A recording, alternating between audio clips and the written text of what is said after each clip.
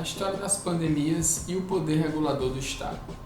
Como mundo organizado, nós já enfrentamos diversas situações e diversas doenças que se alastraram pelo mundo e mataram milhões de pessoas. A pandemia ela não é uma novidade do mundo globalizado. A história da humanidade é a história da luta pela sobrevivência. Essa luta ela é também contra inimigos invisíveis. Evidente que a cada período de melhoria na medicina, mais fortes passamos pelas grandes crises epidêmicas. Historicamente falando, existem duas grandes pandemias que sempre lembramos. A primeira delas é a peste negra, ocorrida entre 1347 e 1351. Ela teve sua origem na China ou na Ásia Central e se disseminou especialmente através dos ratos. A Europa, neste período da Idade Média, ela não tinha estabelecido políticas de higiene, políticas que fossem eficientes. E as cidades elas ainda não estavam preparadas de forma estrutural para lidar com esse tipo de pandemia. Dessa forma, a possibilidade de disseminação da doença era fácil. A bactéria causadora desta pandemia, desta doença, e os sintomas eram uma febre altíssima, vômitos, náuseas, tosse com sangue, dor de cabeça, cansaço extremo, calafrios e convulsão, além de matar muito depressa os contaminados.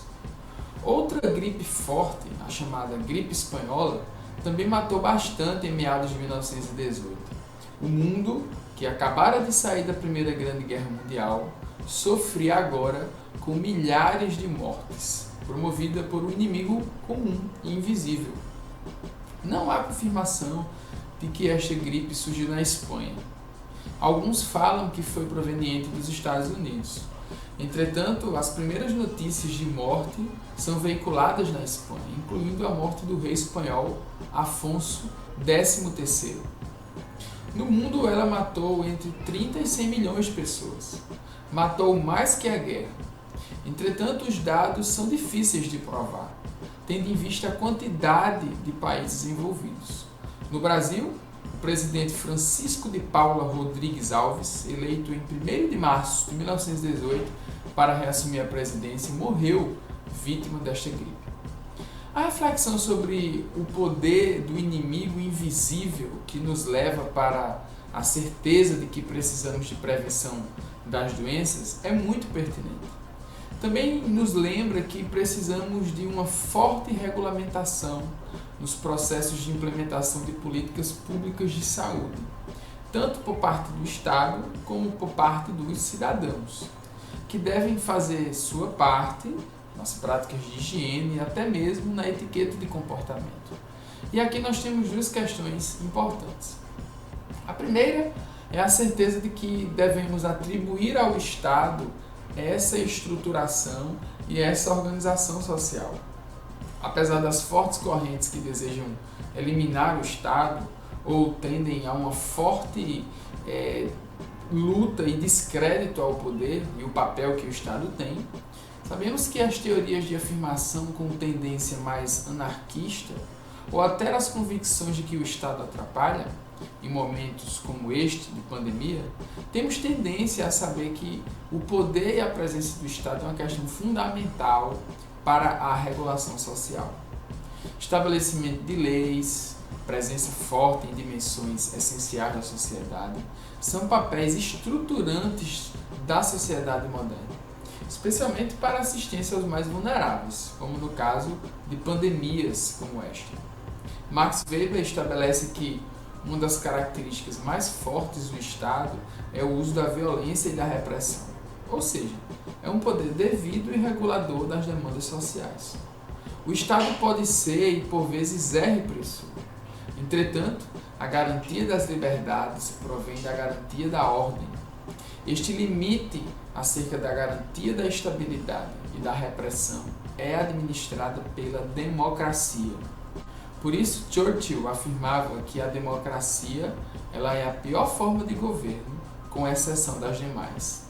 Já Sócrates afirmava que qualquer lei era melhor que a anarquia, e que era característica da polis a participação política do cidadão na própria construção da cidade.